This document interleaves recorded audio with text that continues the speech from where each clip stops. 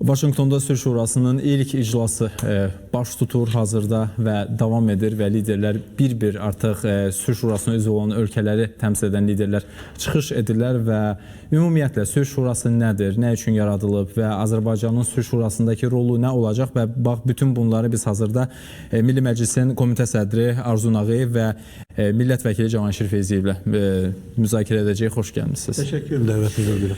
Əslində baxın, Sülh Şurası Qəzza zolağında yenidən qurma məsələlərini həll etmək üçün əslində təşəbbüs olaraq görülən bir sistem formalaşdırır və Azərbaycanın da əslində elə 30 illik torpaqlarının işğalı zamanı orada dağıdılan həmin o ərazilər, şəhərlərimiz, yaşayış məntəqələri və Azərbaycanın artıq böyük qayıdış proqramı çərçivəsində yenidən qurma işləri. Əslində Azərbaycanın həmin o Sülh Şurasına qatacaq olduqca böyük töhfələri var və Sülh Şurasının Azərbaycandan konkret təcrübəsini götürmə öz öhdəliyi ola bilər. Yəni siz bu barədə nə düşünürsünüz? Yəni hazırda Azərbaycan necə çıxış, hansı mövqedən çıxış edir Sülh Şurasında? Ümumiyyətlə 8 avqust 2025-ci ildə cənab prezident İlham Əliyevin Amerika Birləşmiş Ştatlarına səfəri vaxtı, eyni zamanda Ermənistanla məhz Paşinyanla birlikdə Donald Trump'ın iştirakı ilə memorandumların imzalanması, sülhə bir addımın atılması çox mühüm əhəmiyyət kəsb edən bir vaxt, eyni zamanda çox mühüm əhəmiyyət kəsb edən sənədlər idi. Məhz bundan sonra Donald Trump'ın da seçki öncəsi, özünün seçki öncəsi verdiyi bəzi vədlər, seçicilərlə görüşlərdə ki, əsas məram məqsəd məlum məsələdir ki, dünyada baş verən proseslərdə sülhün bərqərar olması üçün, münaqişələrin dayandırılması üçün atılacaq addım idi. Bu sırada da ən ciddi məsələ Azərbaycan-Ermənistan münaqişəsi, eyni zamanda Ukrayna-Rusiya, İsrail-Fələstin, Qəzzada baş verən hadisələr və bir sıra başqa dövlətlərdə baş verən proseslərin qarşısının necə alınması idi. Məhz buna görə də sülh Şurasının yaradılması ən mühüm addımlardan biri idi. Əsas məqam da ondan ibarət ki, bəzən fikirləşirlər ki, bu Birləşmiş Millətlər Təşkilatının yerinə yetirə bilmədiyi bir sıra missiyaları yerinə yetirəcək.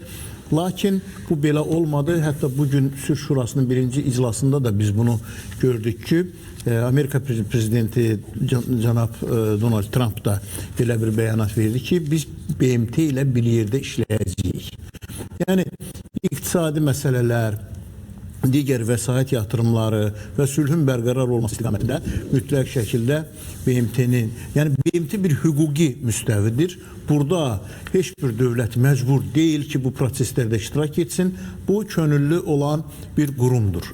Əsas məqamlardan da biri... Elə hazırda imzalama, üzr istəyirəm, hazırda imzalama mərasimi keçirilir Vaşinqtonda Sülh Şurasının ilk iclasında və həmin görüntüləri biz sizə canlı olaraq təqdim edirik və bir daha xatırladıram ki, bugün Sülh Şurasının ilk iclası keçirilir və olduqca önəmli sənədlər də imzalanır və artıq Prezident İlham Əliyev də həmin o mərasimdə çıxış edir və siz görürsünüz ki, digər liderlər də hazırda oradadılar və bir sıra dövlətlərə Sülh Şurasında iştirakla bağlı dəvətlər göndərilmişdi və həmin o liderlər də hazırda orada iştirak edirlər və bir daha xatırladıram, bu ilk iclasdır və danışıqlar oldu. Bəli, davam edə bilərik Arzu bəy. Yəni, əsas məsələ ondan ibarət ki, sülhün bərqərar olması üçün bir pilot layihə kimi bugün Qəzza götürülüb. Yəni, orada bu məsələ öz həllini tapdıqdan sonra, sülhün bərqərar olması istiqamətində addımlar atıldıqdan sonra, yəqin ki, digər regionlarda da bu proses davam edəcəkdir. Və Azərbaycan-Ermənistan münaqişəsinin də həlli istiqamətində çox ciddi addımlar atılır. Bu, elə bir platformadır ki, istənilən vaxt təzyiq və təsir mexanizmindən istifadə edə bilər. Cənab Prezidentin də qeyd etdiyi kimi, Amerika Birləşmiş Ştatları kimi böyük bir dövlətin, super dövlətin məhz zəmanəti əsas məqamlardan biridir. Biz də artıq bunun təzahürünü görürük. Birinci görüşdə artıq 7 milyard dollar vəsait toplanıb. Amerika Birləşmiş Ştatları özü elan etdi ki, 10 milyard da onlar təqdim edəcəklər. Yəni, bir mənalı şəkildə bu platforma sülhün bərqərar olunması üçündür. Aydındır, çox təşəkkür edirəm. Əslində Cavanşir müəllim, Qəzza zolağının yenidən bərpası üçün qarşıya qoyulan məqsədlərdən biri yaxın 2-3 il ərzində həmin o ərazinin yenidən infrastrukturunun yaradılmasına bağlıdır. Yəni əslində bu müddət sizcə nə dərəcədə real görsənir və Sülh Şurası bunun öhdəsindən gələ biləcəkmi? Sülh Şurası ümumiyyətlə ilkin yaranma ideyası ortaya çıxanda sadəcə yenidən qurma deyil, eyni zamanda bu sülhün əldə olunması və qorunub saxlanması məsələsini də özündə etibar edirdi və təsadüfi deyil ki, hələ Sülh Şurası yaradılmadan öncə, yəni onun yaradılacağı, o təşəbbüsün irəli sürüləcəyi toplantıya da Azərbaycan prezidenti dəvət almışdı və mən düşünürəm ki, bu Azərbaycan dövlətinin üzləşdiyi 30 illik münaqişə nəticəsi olaraq Azərbaycanın 30 il ərzində yeritdiyi siyasət və sülh yaratma təşəbbüsü və bacarığının bir qiymətləndirilməsi idi. Birinci iclasa dəvət olunması, Abu Dhabi'də keçirilən iclasa. Və orada Amerika prezidenti belə bir təşəbbüslə çıxış etdi və Sülh Şurası hamının əlbəttə bütün digər dövlətlərin də gözləntiləri ondan ibarətdir ki, o BMT-nin edə bilməyəcəyi hansı addımları ata bilər. Və BMT-nin də mövcud olduğu bütün dövrdə biz BMT-nin sülh yaratma təşəbbüslərinin nəticələrini də görmüşük və çox təəssüf ki, çox da fəxr etməli bir nəticələri yoxdur. Amma bu əlahiddə bir qurum kimi, Amerika prezidenti tərəfindən təşəbbüsü irəli sürülmüş qurum kimi və çoxsaylı dövlətlərin iştirakı ilə yaranan forum və yeri gəlmişkən Cavanşir müəllim, çox üzr istəyirəm, Prezident İlham Əliyev ilə Donald Trump hazırda artıq sağollaşırlar və Sülh Şurası artıq başa çatır və Donald Trump bir-bir liderlərlə sağollaşır və onlara öz təşəkkürünü bildirir və yeri gəlmişkən eyni zamanda Donald Trump çıxışının əvvəlində də Azərbaycan prezidentinə və eyni zamanda Ermənistanın baş naziri Nikol Paşinyana da sülh yaratdıqlarına görə öz təşəkkürünü bildirmişdi və bununla yanaşı vitse-prezident, ABŞ-ın vitse-prezidenti J.D. Vance də Prezident İlham Əliyevi böyük lider və sülhü qoruyan lider olaraq adlandırmışdı və səmimi görüntüləri əslində görürsünüz. Donald Trump və İlham Əliyev hazırda görüntülərdədir və Vaşinqtonda Sülh Şurasının ilk iclası artıq başa çatdı, sənəd imzalandı və liderlər də hazırda artıq sağollaşdılar və bu beləliklə Sülh Şurasının ilk iclası başa çatdı. Cavanşir müəllim, davam edə bilərik. Bütün bunlar onu göstərir ki, Azərbaycanın sülh yaratma təşəbbüsləri heç də diqqətdən kənarda qalmadı. Yəni, dünyanın lider ölkəsi bunu ilk növbədə qiymətləndirdi və eyni zamanda artıq digər bölgələrdə sülh yaradılması üçün irəli sürülən təşəbbüslərdə Azərbaycanın iştirakı istənilir. Və Azərbaycan da əlbəttə beynəlxalq siyasətin artıq ciddi aktorlarından biri kimi bu kimi təşəbbüslərdə iştirak etməyə hər zaman açıqdır. Bu, Azərbaycanın əslində bütün bu hadisələrdən sonra yeni yaranmış reallıqda, yeni geosiyasi vəziyyətdə Azərbaycanın yeni mövqeyinin ifadəsidir. Əgər 5 il, 6 il bundan qabaq biz torpaqlarımızı azad etməmişdən qabaq Avropa Birliği'nin monopoliyasında Dağlıq Qarabağ münaqişəsi olanda Azərbaycanın səsini eşitmək istəyən yox idi. Yəni 30 il ərzində aparılan danışıqlarda bu mandat Avropa Birliği'nin əlində olduğu üçün, yəni ATƏT-in Minsk qrupuna həvalə olunduğu üçün bu problem həll olunmadı. Lakin bütün bu müddət ərzində Azərbaycanın dözümlü siyasəti, Azərbaycanın ardıcıl siyasəti diqqəti cəlb etməmiş deyil və bunu ilk nəzərə alan və ilk dəfə bunu qiymətləndirən də məhz Amerika Birləşmiş Ştatları və onun Trump administrasiyası oldu. Və ona görə Trump tərəfindən irəli sürülmüş təşəbbüsdə Azərbaycanın iştirakı da təbiidir və əminəm ki, bu təkcə Azərbaycana və Amerikaya yox, bütövlükdə dünyanın müxtəlif bölgələrində baş verən münaqişələrin həll olunmasında, eləcə də sizin qeyd etdiyiniz kimi münaqişə sonrası mərhələdə aparılan yeniden qurma işlərinin uğurla həyata keçirilməsində çox önəmli bir təcrübədir Azərbaycan təcrübəsi. Əslində baxın arxada elə xəritədə var və o xəritədə yeni yaradılacaq və yenidən qurulacaq Qəzza sektoru barədə əslində plan var. Burada Qəzza şəhəri 4-cü faza, mərkəzi kampus, Xan Yunis 1, Xan Yunis 2, Rəfah və burada da yan tərəfdə həmin o qurulacaq, yeni inşa olunacaq obyektlərin rənglərinə görə işarələnib.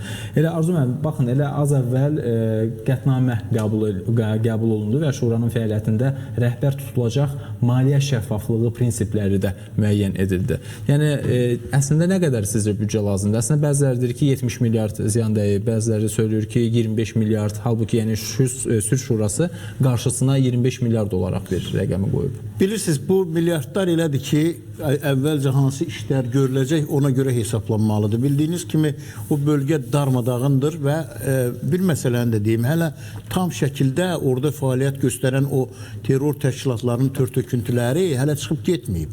Bütün bunların qarşısının alınması, onları bölgədən çıxarmaq, eyni zamanda artıq belə bir təkliflər var ki, istər Hamas olsun, istər Hizbullah olsun, bunun partiya şəklində bunların fəaliyyətini bərpa etmək, onları sadəcə olaraq orada bütün mühiti sakinliyini bərqərar etmək üçün müəyyən işlərə cəlb etmək. Yəni sözüm ondadır ki, bu 70 milyard təkcə tikinti üçün deyil.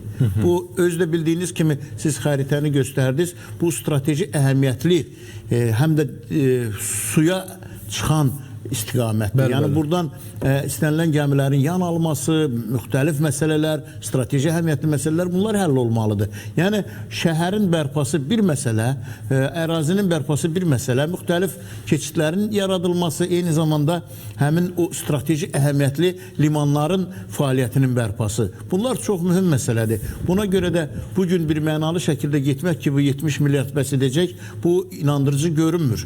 Yəni o 70 milyardın necə xərclənməsi əsas da o qətnamənin qəbul olunmasında o şəffaflıq ondan ibarətdir. Yəni hansı istiqamətdə nə qədər xərc çəkiləcəkdir. Yəni bugün Amerika Birləşmiş Ştatları əgər 10 milyard həcmində, çünki Donald Trump'ın bir məsələ də maraqlı oldu ki, yəni müharibəyə çəkilən xərclər dəfələrlə bundan çoxdur. Dəfələrlə. Ona görə də sülhün bərqərar olması istiqamətində bu xərclər daha mühümdür. Və bir Cavanşir müəllim çox mühüm bir məsələyə toxundu. Düşünürəm ki, ən aktual məsələlərdən də biri odur ki, post münaqişə dövründən sonra Azərbaycan elə bir dövlət idi ki, digər dövlətin ərazisində keçmədi. Yəni əsasən müharibələrin biz şahidi olmuşuq ki, qalib tərəf digər dövlətin ərazi bütövlüyünə də bir təcavüz edir. Buna görə də Azərbaycanın məhz sülh missiyası, eyni zamanda Azərbaycanın məhz qalib dövlət kimi sülhün bərqərar olduğu post münaqişə dövründə etdiyi hərəkətlər, addımlar bir mənalı şəkildə dünya tərəfindən dəstəklənir. Buna görə də düşünürəm ki, məhz sülhün bərqərar olması üçün Cənab Prezident çıxışında bir neçə qeyd elədi ki, son 6 ayda biz sülhü yaşayırıq. Sülh ən şirinidir. Yəni şəhidlərin olmaması, eyni zamanda yararlıların olmaması, itkilərin olmaması bu çox mühüm məsələdir. Buna görə də düşünürəm ki, o xərcin nə qədər olub olmaması o qədər də əhəmiyyət kəsb etmir. Çünki bu çox ciddi bir regiondur və məhz Qəzza bölgəsinin seçilməsi yaxın şərqə də tam nəzarətin həyata keçirilməsi üçün bir baza ola bilər. Yəni artıq müxtəlif şartlar var, BBC, CNN müxtəlif informasiyalar verirlər ki, Amerika Birləşmiş Ştatları çalışır ki, orada bir hərbi baza da yaratsın. Yəni bu proseslər nə ilə nəticələnəcək? Düşünürəm ki, o şəffaf dediyiniz o məsələ orada aydın öz yerini tapacaqdır. Aydındır. Elə eyni zamanda baxın təhlükəsizlikdən danışırız. Elə Indoneziya, Mərakeş, Albaniya, Qazaxıstan sabitləşmə qüvvələrinin tərkibində Qəzza zolağına qoşun göndərməyə hazır olduqlarını bildiriblər və Donald Trump da çıxışında söyləyib ki, burada təmsil olunan ölkələr sadəcə pul vermir, bəziləri atəşkəsin qorunmasına və çox möhkəm sülhün təmin edilməsinə kömək edəcəklər. Savaşman, bu da bir riskli məsələdir. Bu sülh məramlı qüvvələr deyil. Yəni sülh məramlı qüvvələr iki münaqişə edən arasında duran qüvvədir. Bu biraz ehtiyatlı. İndi bu necə tənzimlənəcək? Yox, sülh məramlı adlandırsalar da indiki mərhələdə, amma adlandıranmazlar onu. Yəni bu bölgədə sülh gətirəcəkmi? Məncə daha doğrusu olardı ki, asayişin təmin olunması üçün. Bu düzdür. Çünki sülhü Prezident Trump yaradıb. Yəni İsrail və Fələstin arasında ateşkəs əldə olunub. Bəli. Sülh buna deyilir. Yəni sülh yaratma buna deyilir. İndən sonraki proseslər asayişin təmin olunması ilə bağlıdır. Təhlükəsizliyin, insanların təhlükəsizliyinin təmin olunması ilə bağlıdır. Orada aparılacaq işlərin təhlükəsizliyini təmin etmək. Bütün bunlar əslində bu təşəbbüs Donald Trump'ın özünün şəxsi pragmatizmindən irəli gələn bir təşəbbüsdür. Çünki adam ömür boyu biznes sahəsində çalışıb və bilir ki, uğura gedən ən qısa yol hardadır. Və burada, baxın, 80 ilə yaxındır ən azı ki, Fələstin və İsrail arasında bu müharibə gedir. Dəfələrlə. Və mübarizə deyil, müharibə gedir. Yəni, qaynar müharibədir, silahlı, odlu silahlı müharibə. Və bu müharibəni dayandırmaq üçün Amerika Birləşmiş Ştatları da daxil olmaqla dünyanın bütün güc mərkəzləri, o zaman Sovet İttifaqı, Amerika Birləşmiş Ştatları dəfələrlə görüşlər keçiriblər, çox böyük beynəlxalq tədbirlər keçiriblər. 10 illərlə bunun müzakirəsi gedib, amma həll olunmayıb. Və indi bu son münaqişənin qaynar fazasında Donald Trump'ın artıq prezidentliyi dövrünə təsadüf elədi və Amerika prezidenti özü şəxsən bu məsələyə müdaxilə etməli oldu və bu münaqişənin 80 illik tarixində bu ilk təşəbbüsdür ki, söhbət quruculuqdan və barışıqdan gedir. Və ona görə də bu barışığın təmin olunması üçün, bu insanların bir yerdə və ya ayrı-ayrılıqda fərq etməz, sülh şəraitində yaşaması üçün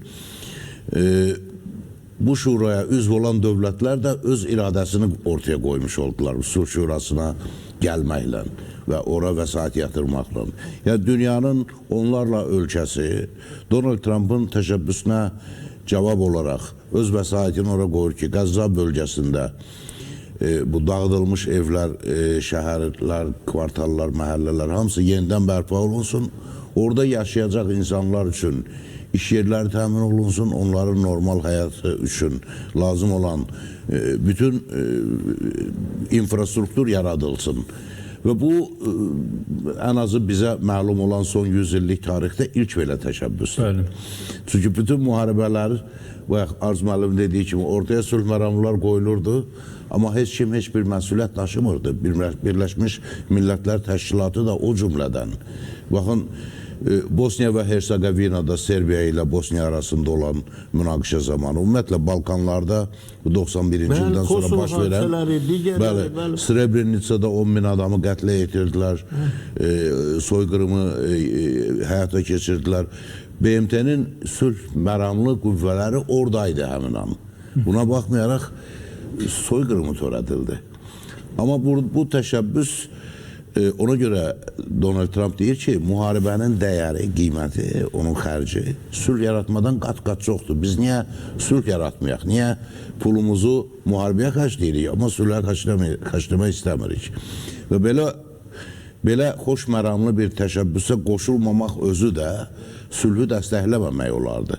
Və ona görə də Azərbaycan məmnuniyyətlə belə bir təşəbbüsə qoşulur və bu dünya miqyasında görürsünüz, bütün ölkələr orada yoxdur ki, dəvət almış ölkələr var. Amerika Birləşmiş Ştatlarının bugünkü administrasiyası tərəfindən etimad göstərilən, dəvət göndərilən liderlər yalnız orada iştirak edir və o cümlədən Azərbaycan. Sizin də dediyiniz kimi şübhəsiz Azərbaycanın təcrübəsi burada çox mühüm rol oynayır. Digər tərəfdən Azərbaycanın apardığı bir mənalı siyasət.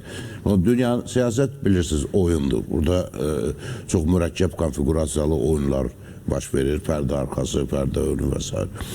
Amma Azərbaycan fikir versəz son 30 ildə apardığı siyasətdə hər bir addımı aşkarlıq şəraitindədir. Necə ki 30 il ərzində demişdi biz öz torpaqlarımızı son qarşına qədər azad edəcəyik. Azərbaycan onu da etdi. Yəni indi o zaman Azərbaycanın bəyanatlarına çox barmaq arası baxırdılar. Fikirləşirdilər sadəcə ritorikadır bu. Amma görürsünüz ritorika deyilmiş. Bu elə Azərbaycan qarşıya qoyduğu məqsədi əgər bəyan edirsə onu mütləq əldə edəcək. Artıq dünya ona alışdı ki, bəli, Azərbaycan prezidenti bir bəyanat verirsə bu mütləq olacaq. Və hətta qonşu ölkədə, Ermənistanda əhali arasında rəy sorğusu keçirəndə də onlar deyirlər ki, biz daha çox Azərbaycan liderinin çıxışlarına qulaq asırıq. Çünki o dediyini eləyir, bizimkilər eləmir. Ona görə bu mənada Azərbaycanın bu sülh şurasında iştirakı Azərbaycanın özünün əldə etdiyi nəticələrin etirafıdır, dünya tərəfindən etirafıdır. Və əlbəttə bundan yalnız qürur duymaq olar. Aydındır. Bilirsiniz, Cavanşir müəllim ən mühüm məqamlara toxundu. Birləşmiş Millətlər Təşkilatında təmsil olunan Təhlükəsizlik Şurasında 5 dövlət istənilən qərara sonra veto qoya bilirdi. Yəni burada unutmaq lazım deyil ki, Rusiya faktoru var, Çin faktoru var, Avropanın çox ciddi aparıcı dövlətlərin faktoru var. Yəni bugün məsələn Fransa bu sülh şurasının üzvü olmaq istəmir. Və müxtəlif arqumentlər gətirir ki, bu beynəlxalq səviyyəli, beynəlxalq təşkilatların nüfuzunu aşağı salır.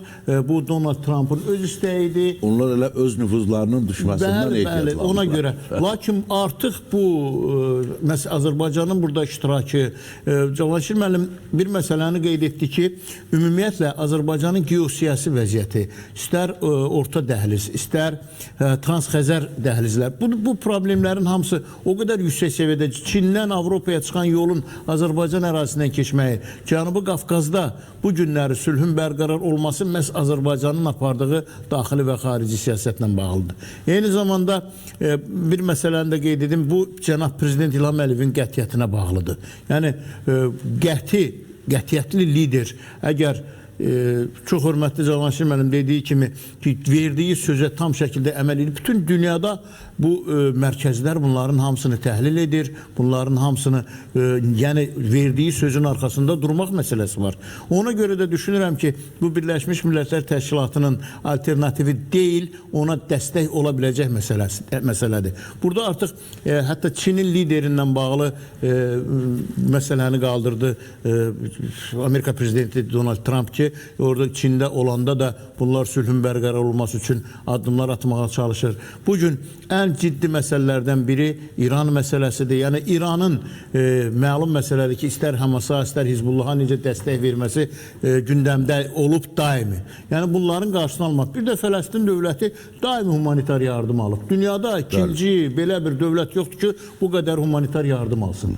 Yəni buna baxmayaraq yenə də sülh bərqərar olmurdu. Bugün artıq həm nəzarət olacaq, həm vəsait olacaq, həm də artıq o İndoneziyanın digərlərinin artıq o verdiyi bəyanatlar ondan ibarət ki, siz dediyiniz kimi bunlar ancaq əsayişi qorumaqla məşğul olur və hətta deyərdim ki, bəlkə də onlar silahsız gəldi.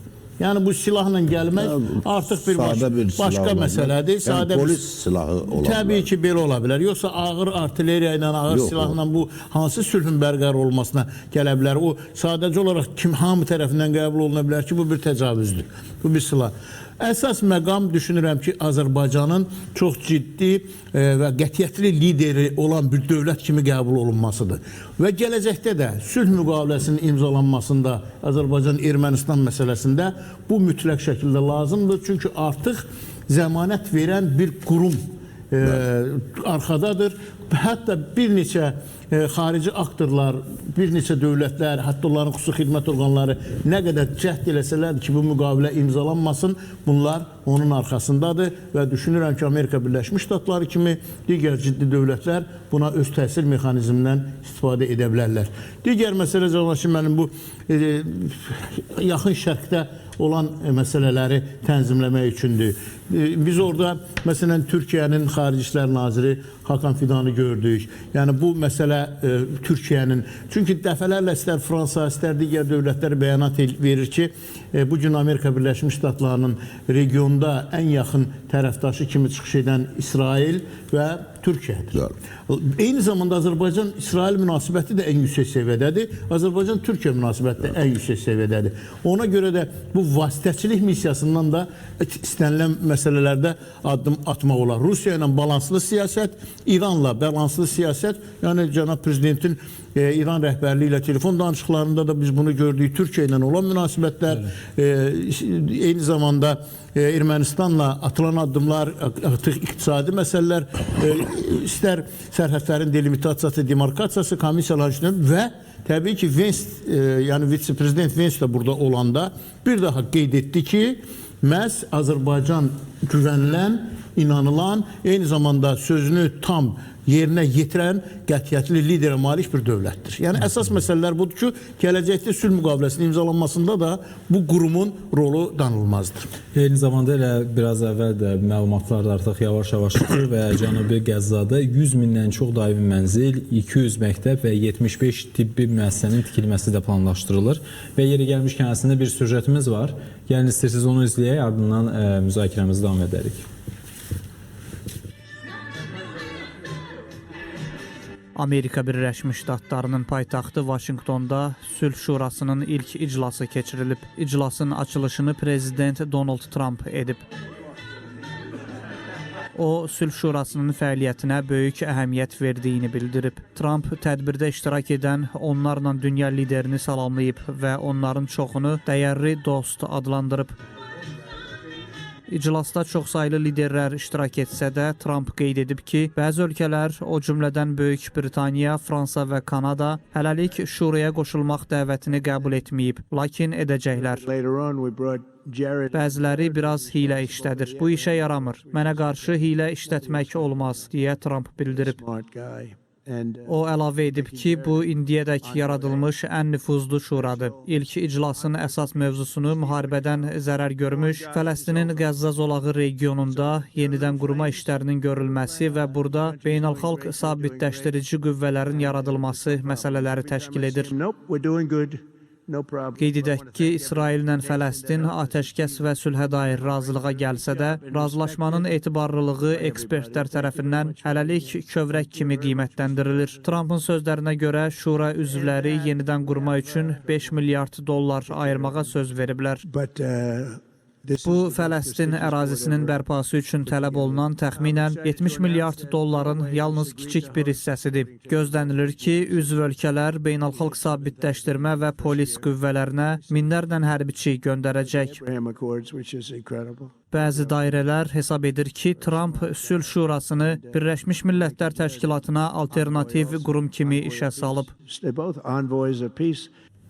Yeri gəlmişkən Sülh Şurasının yaradılması eyni zamanda Donald Trump'ın dili ilə desək, BMT-yə bərabər olan bir qrup kimi təqdim olunurdu.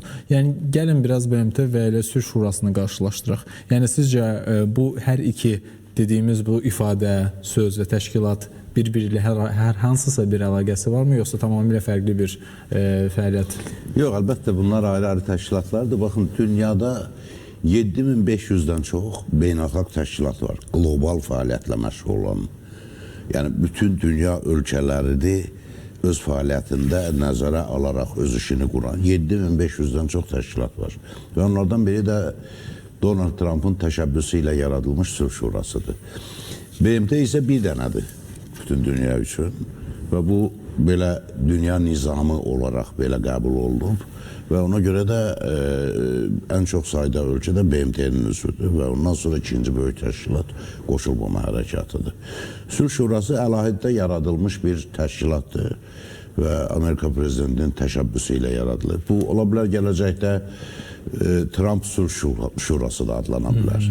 Yəni, necə ki, məsələn, Azərbaycanda Bakı Mədəniyyətlər Arası Forum, Sivilizasiyalar Arası Forum və s.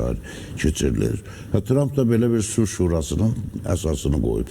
O da onu keçirdir. Yəni, gələcəkdə prezident olmasa belə, o... Bəli, əlbəttə. O Sülh Şurası kimi beynəlxalq təşkilat olaraq, əgər BMT onu tanıyacaqsa beynəlxalq təşkilat kimi, o da fəaliyyətini davam etdirəcək və bunun BMT-nin fəaliyyətinə hər hansı bir zərəri yoxdur, əksinə faydası ola bilər.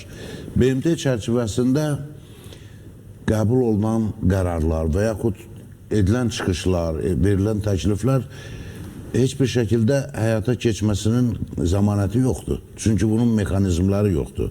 Bu elə bir forumdur ki, burada bütün dünya liderləri, bütün dövlət başçıları gəlib öz baxışlarını, bu və ya digər məsələyə öz baxışlarını orada səsləndirə bilərlər. Amma sonra bunu kiminsə təklifinin üzərində işləmək və onu hansısa işlək bir prosesə, mexanizmə çevirmək qaydası yoxdur.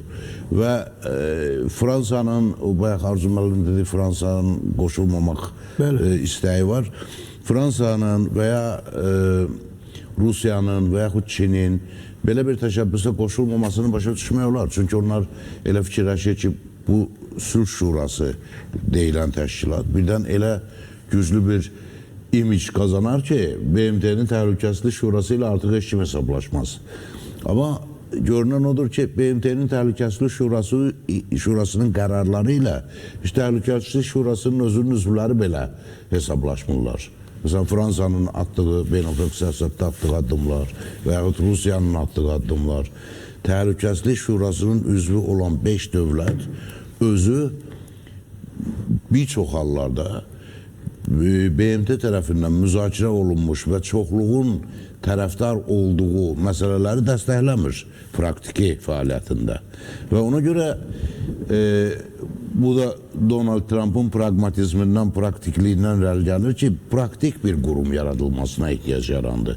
Yəni elə bir qurum ki, bu dərhal nə etmək lazım olduğunu müəyyən edəcək və dərhal da onu edəcək.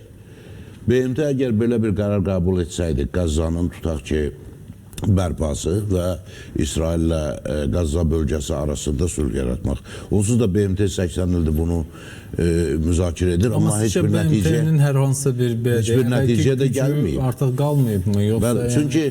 Çünki dünyanın taleyini indi o zamanki dövrün tələblərinə uyğun olaraq həvalə olunub 5 dövlətə. Bu 5 dövlət ilk növbədə öz dövlətinin marağını orada təmsil eləməyə çalışır və öz dövlətinin milli maraqlarından çıxış edərək səs verir bu və ya digər məsələyə. Amma Sülh Şurası bu ümumi fikrə gələn tərəflərin ortaq bir forumudur. Məsələn, 10 və ya hansısa ayrı-ayrı məsələlərdə ayrı-ayrı sayda dövlətlər iştirak edə bilər. Bu Qəzza təşəbbüsündə tutaq ki, 20 dövlət iştirak edirsə 20, digər bir təşəbbüsdə ola bilər 50 dövlət iştirak edəcək və ya 10 dövlət iştirak edəcək. Yəni bu fərqlənir. Yəni bu elə bir forumdur ki, burada könüllü olaraq dövlətlər bu və ya digər münaqişəli məsələnin həllində bu və ya digər şəkildə iştirak edirlər. Ola bilsin, başqa bir vaxt, başqa bir nümunədə elə bir şeylə rastlaşacaq ki, bəlkə silahlı qüvvələri ilə iştirak edəcək. Məsələn, Rusiya-Ukrayna müharibəsi sizcə Sülh Şurasında yer ala bilərmi? Amma burada hələlik yalnız maddi vəsaitlə, sərmayə yatırımı ilə oradakı yaşayan insanların həyatını yenidən qurmaq məqsədi ilə olunur. Yəni bunun adı da ona görə Sülh Şurasıdır ki, bu müharibə aparmaq üçün deyil, müharibələri dayandırmaq və barış yaratmaq və orada insanlar üçün layiqli həyat şəraiti yaratmaq. Ona görə bu xoşməramdır və xoşməram ətrafında birləşən dövlətlərin sayı da hər halda çox olacaq düşünürəm. Aydındır. Birləşmiş Millətlər Təşkilatı məlumdur ki, 2-ci Dünya Müharibəsindən sonra 20-ci əsrin ortalarında yaranıb. Yəni 20-ci əsrin ortalarında yarandıktan sonra o dövlətlərə sülhün bərqərar olması üçün atılan addımlarda müstəsna rolu olub. Yəni bir daha Cavanşir müəllim qeyd etdiyi kimi dünya 5 dövlətdən ibarət deyil. Məlum məsələdir, müxtəlif qitələrdən çəkili dövlətlər, güc strukturlarına malik olan dövlətlər orada təmsil olunur. Lakin bu demək deyil ki, bütün problemləri həll etmək iqtidarındadılar. 200-ə yaxın dövlət təmsil olunur Birləşmiş Millətlər Təşkilatına. Burada dəvət olunanlar 200 dövlət deyil ki, burada hamısı könüllü formada və yaxın tarixə varsaq, Birləşmiş Millətlər Təşkilatının Azərbaycanda Dağlıq Qarabağ münaqişəsi ilə bağlı 4 qətnaməsi vardı. Heç bir də yerinə yetmədi. Hamısı da sülhlə bağlı idi ki, Azərbaycanın ərazi bütövlüyünü dəstəkləyirik, orada olan kənar dövlətlərin qoşunları tərk eləsin. Başqa bir tələf. Bunu yerinə yetirə bilmədisə, bunun bir icra mexanizmini tapa bilmədilərsə, artıq deməli alternativ quruma ehtiyac var. Bu da Sülh Şurasının yaranması çox mühüm əhəmiyyət kəsb edir və Amerika Birləşmiş Ştatlarının liderliyindən yaranması da məlum məsələdir ki, dünyanın ən ciddi ordusu bunlarda, NATO'nun üzvü, bütün dünyada öz çəkisi olan bir dövlət, terrorla mübarizədə öndə gedən dövlətdir. Yəni bir hansını ki sadalayanda elə bir qitə yoxdur ki, təbii ki, son vaxtlar bu Antarktidada, Arktikada da artıq bu söhbətlər yaranıb ki, sülh üçün. Bütün münaqişə yerlərində istər kimin insarında olmasından asılı olmayaraq bunların sülhün bərqərar olması istiqamətində atılacaq addımları var. Bu gün də düşünürəm ki, ən mühüm məsələ məhz Qəzzada əgər bu qarşıya qoyulan plan tam şəkildə yerinə yetirsə, düşünün bütün dünya onları dəstəkləyəcək. Və bir daha qeyd edirəm, əsas məqam Azərbaycanın orada iştirakıdır. Təbii ki, biz bu Azərbaycanın iştirakı ilə bağlı mövzunu davam edəcəyik. Amma sırada bir süjetimiz var. Biz əslində Sülh Şurası haqqında danışırıq, amma bizi izləyən izləyicilər bəlkə də yəni yeni qoşulanlar bilmir söhbət nədən gedir. Gəlin istəyirsiniz həmin o müasir dövrün şurasını təqdim edək. Görək Sülh Şurası əslində nə deməkdir? Daha sonra isə müzakirəmiz davam edəcək. Amerika Birləşmiş Ştatları prezidenti Donald Trump tərəfindən irəli sürülən Sülh Şurası təşəbbüsü beynəlxalq siyasətdə yeni təhlükəsizlik və diplomatik mexanizmlərin formalaşdırılması kontekstində müzakirə olunan ideyalardan biri kimi qiymətləndirilir.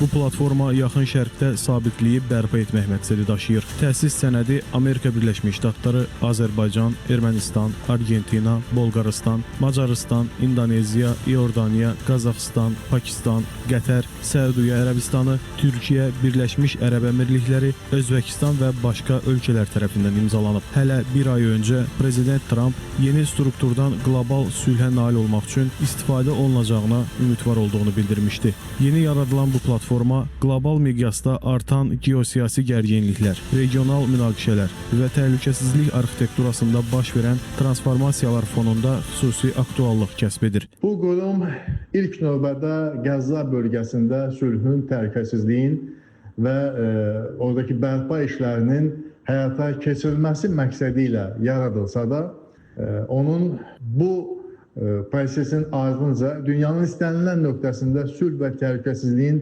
təminatı məqsədi ilə fəaliyyət göstərəcəyi indidən bəllidir. Azərbaycan Prezidenti Cənab İlham Əliyevin də qeyd etdiyi kimi, artıq yeni dünya nizamı formalaşmaqdadır və bu nizamın formalaşması üçün kimsə önə çıxıb təşəbbüsü ələ almalı və bu prosesdə əsas söz sahibi olmalı idi və Amerika Birləşmiş Ştatları bu missiyanı həyata keçirir və söhbət sülhdən və təhlükəsizliyin qorunmasından gedir, onun müdafiəsindən gedir. İstisna deyildir ki, BMT-nin öhdəsindən gələ bilmədiyi çağırışların vaxtında qarşısının alınmasında və bütövlükdə dünyada sülhün, təhlükəsizliyin, əmin-amanlığın formalaşmasında bu təşkilat, yeni yaranan bu təşkilat ciddi addımlara imza atsın.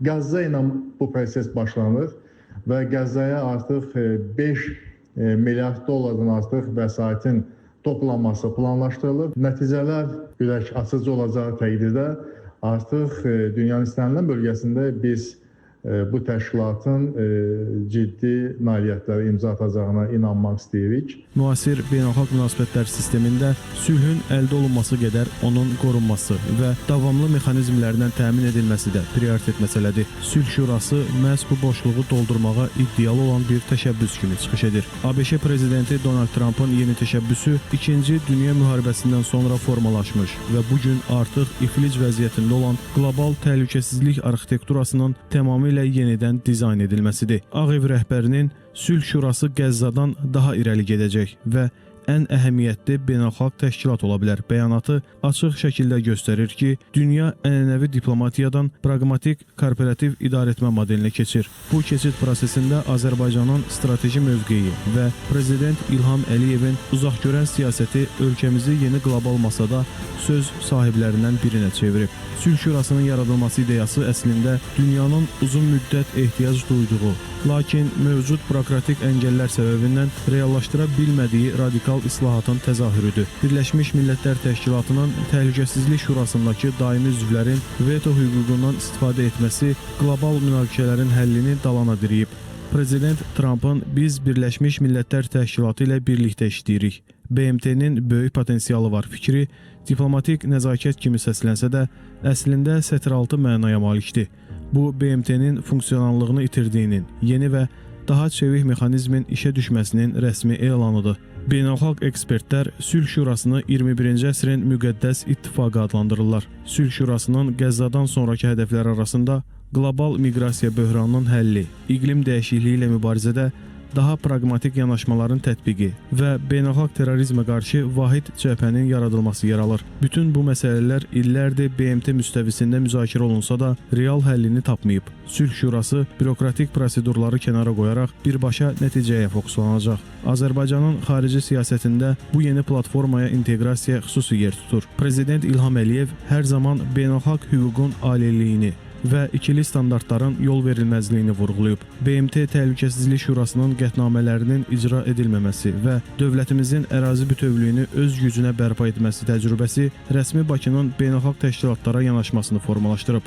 Azərbaycan üçün Sülh Şurası real nəticələr verən mexanizmdir. Bu platforma vasitəsilə Azərbaycan Ermənistanla sülh prosesində öz mövqelərini möhkəmləndirmək imkanı qazanır. Əgər Sülh Şurası qlobal münaqişələrin həllində əsas arbitrə çevrilərsə, Cənubi Qafqazdakı proseslər bu qurumun diqqət mərkəzində ola bilər və burada Azərbaycanın təsisçi üzvlərdən biri kimi söz haqqı həll edici olacaq. Nəticə etibarilə Sülh Şurası beynəlxalq münasibətlər sistemində yeni institusional yanaşma təklif edir. Azərbaycanın bu prosesdə fəal iştirakı və təşəbbüskarlığı isə qlobal sülhün möhkəmləndirilməsinə real töhfə verə bilər. Müasir dövrdə sülhün qorunması üçün yalnız güc deyil, etimad, əməkdaşlıq və ortaq maraqların formalaşdırılması əsasdır. Sülh Şurası məhz bu prinsiplər üzərində qurulur və gələcəkdə qlobal təhlükəsizlik arxitekturasının mühüm elementinə çevrilmə vədi verir. Sülh Şurasının ilk iclası artıq başa çatdı və olduqca maraqlı anlar əslində yaşandı və mən elə istərdim ki, bir səsi sizə qulaq asdırım və daha sonra isə sizə həmin o çıxışın tərcüməsini deyim. Donald Trump bunun çıxışında söyləyir. I love saying that name now. You know, at the beginning it was give me a hard time. Now I love saying it. It's a beautiful name. I love it. Donald Trump deyir ki, Azərbaycan prezidenti Əliyev bu adı indi deməyi sevirəm. Əvvəllər onu tələffüz etmək mənə biraz çətin gəlirdi. İndi isə bu adı deməyi çox sevirəm. Çox gözəl addır. Mən onu sevirəm.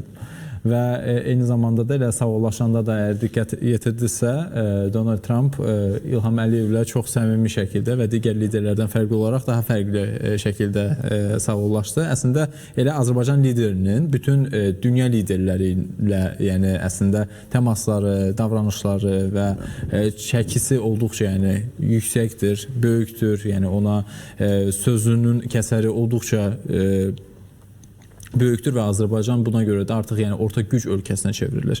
Və eyni zamanda gəlin elə Sülh Şurası haqqında danışırıqsa və onun həll edə biləcəyi digər məqamlardan danışırıqsa, elə Qarabağ münaqişəsi, keçmiş Qarabağ münaqişəsinə və sülh prosesinə odaqlanaq. Yəni burada minaların təmizlənməsi mövzusu var və ABŞ vitse-prezidentinin ölkəmizə gəlişi də eyni zamanda bu mövzu müzakirə olunmuşdu. Yəni Sülh Şurası əslində sülhlə yanaşı mina təmizləmə prosesində hansı fəaliyyət ola bilər Azərbaycanda? Ümumiyyətlə, Azərbaycan daxili və xarici siyasətində ən prioritet istiqamətlərdən biri müdafiə və təhlükəsizlikdir. Müdafiə və təhlükəsizliyin təmin edilməsi bu təbii ki büdcədə də əks olunur və beynəlxalq səviyyədə ən ağır problemlərdən biri minalardan təmizləmədir. Dünyanın hər bir yerində harda ki ciddi müharibələr gedib, münaqişələr gedib, bugün həmin illər keçməsinə baxmayaraq insanların faciəsi, eyni zamanda həlak olması bununla nəticələnir. Hətta mütəxəssislərin özlərinin belə müxtəlif mina təmizləyən şəxslərin həmin o peşəkarlar belə mina qurbanlarından biri olurlar. Buna görə də həm vitse-prezident, Amerika Birləşmiş Ştatları vitse-prezidenti Vensin Azərbaycana səfəri vaxtı bu mina təmizləmə ilə bağlı o çox ciddi müzakirələr aparılıb. Yəni bu çox bahalı, eyni zamanda ciddiyyət tələb edən və təbii ki Azərbaycan bunun öhdəsindən özü gəlməyi bacarır. Lakin bu böyük bir vaxt aparır. Bizim də əsas məramımız, məqsədimiz dövlət proqramına uyğun olaraq vətəndaşlarımızın ata-baba yurduna köçürülməsidir. Bunun da ən böyük problemi minalardır. Buna görə də mina təmizlənməsində çox mühüm addımlar atıla bilər. Belə bu qədər vəsaiti olan, hətta deyirəm ki, sərmayə belə qoyula bilər. Yəni bu işdə cənab prezidentin apardığı siyasət çox mühümdür. Eyni zamanda mina təmizləmədə bu şuranın rolu danılmaz ola bilər. Yəni bu çox mühüm məsələdir. Cavanşir müəllim, siz bu barədə nə deyə bilərsiniz? Çünki demək olar ki, hər həftə biz azad olunmuş ərazilərdə mina partlayışı ilə bağlı xəbərləri alırıq, çox təəssüf ki.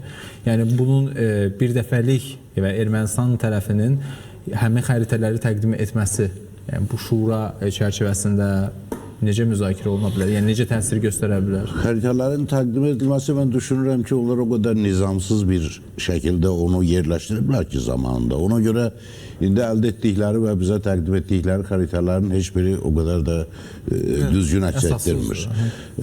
Ona görə yəni düşünürəm ki, hər halda məqsəd qərəzli olaraq xəritəni verməmək deyil, sadəcə düzgün xəritənin ortada olmaması da ola bilər.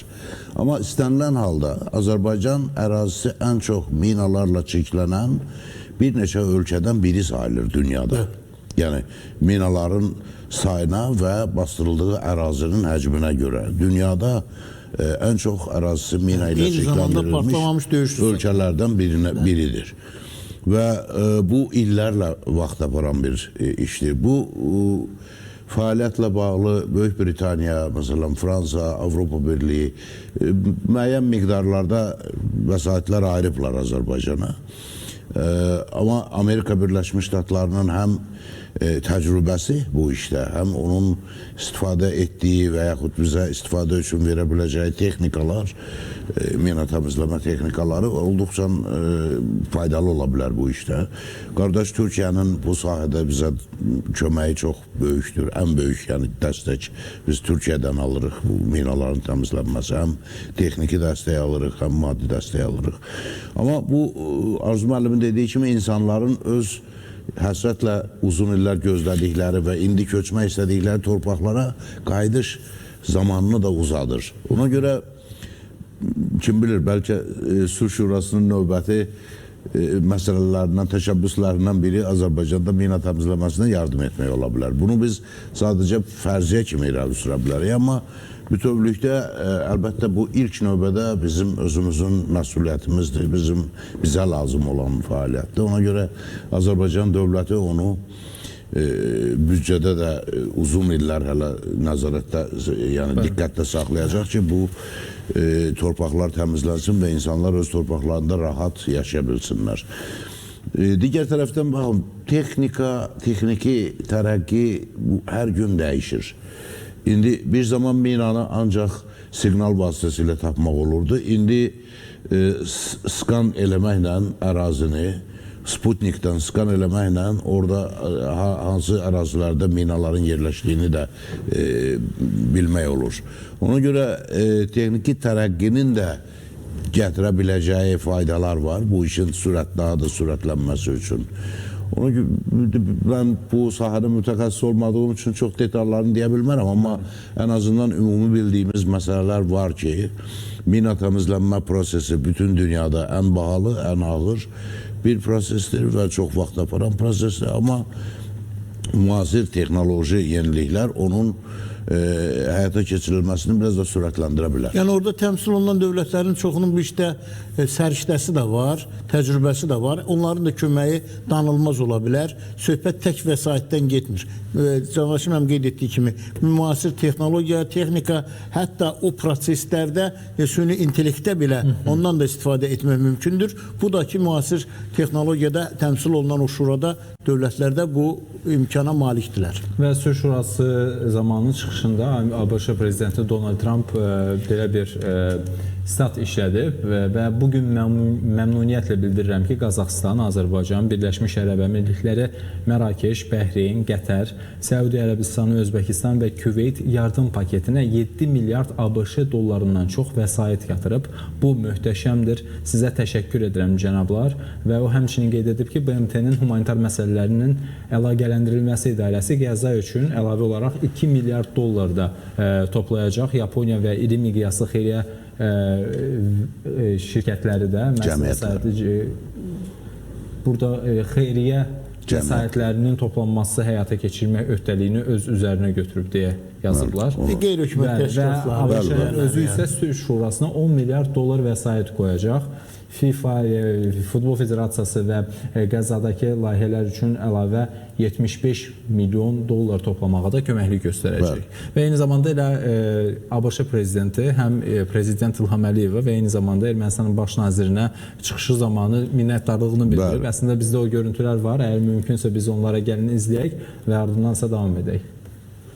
Burada ölkələr, təmsil olunan ölkələr və bütün dünyada olan dövlətlərə gəldikdə onlar əslində bu şuranın işində iştirak etməyə öz məramını bildirmişdilər və burada bilirsiniz, ümumiyyətlə sülh məfhumu bir dəyərsizdir və siz yüzlərlə halda deyə bilərsiniz ki, bəli, sülh qurulsun. Bəli, burada görürəm həmkarımızın biri. Siz burada, bəli, təbəssümü görürəm ki, siz qeyd etdiniz ki, 30 ildən artıq həmin bu münaqişə davam etmişdir və siz bizim səylərimizi dəyərləndirdiniz. Siz bizim əziz dostumuz kimi, bəli, siz mənim ofisimdə oldunuz və daha sonra isə mən düşünürdüm ki, hətta 22 il yox, əslində sonradan dedilər ki, 32 il bu davam edibdir və bəli, bu bizim yaxşı bir tərəfdaşlığımızı quraraq əslində bunun ötəsindən gəldi və biz bunu elə 24 saat ərzində buna nail olduq ki, və elə hesab edirəm ki, elə həmin vaxtdan etibarən biz yaxın dostlara çevrildik. Bəli, lap yaxşı. Xahiş edirəm, ayağa qalxın.